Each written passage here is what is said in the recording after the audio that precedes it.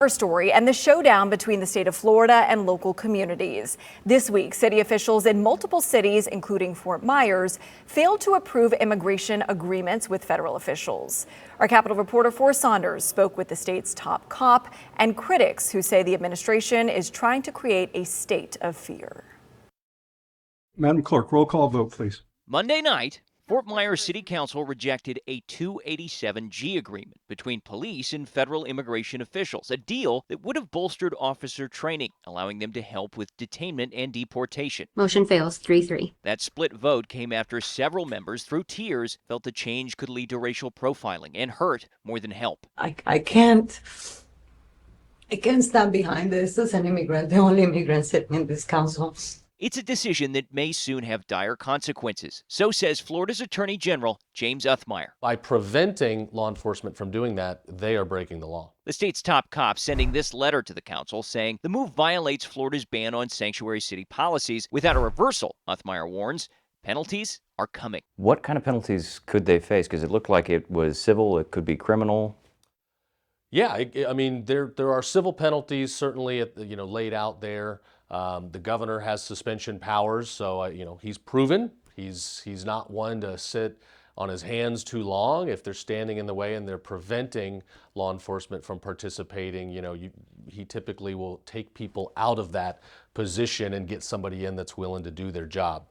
So we're looking at all options. Again, we put them on notice, but we're not going to wait long. If they don't immediately correct their problem, we will take action. What is the timeline there? What is immediate to you? Stay tuned. Republicans across the state have since pushed for that ouster by the governor.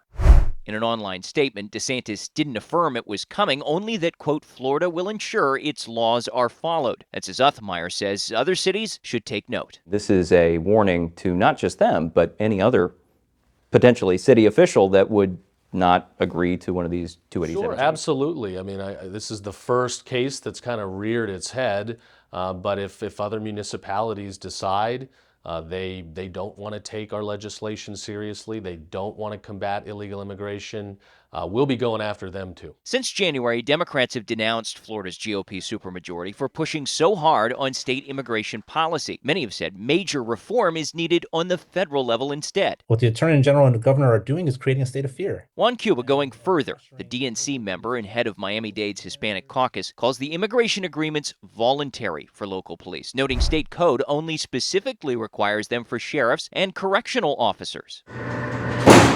Cuba worries they'll erode trust in law enforcement, strain resources, and thinks requiring approval is unconstitutional state overreach. If the governor wants to make these agreements mandated, go through the legislature.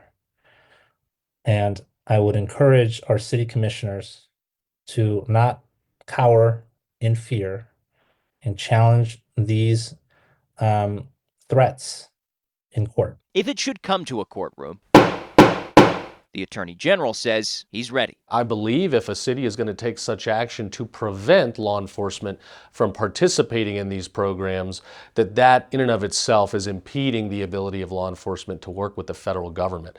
So I think if they're not approving these 287G participations, there is a presumption of illegality based on the very robust immigration legislation that was passed in special session just weeks ago. In Tallahassee, Forrest Saunders, ABC Action News.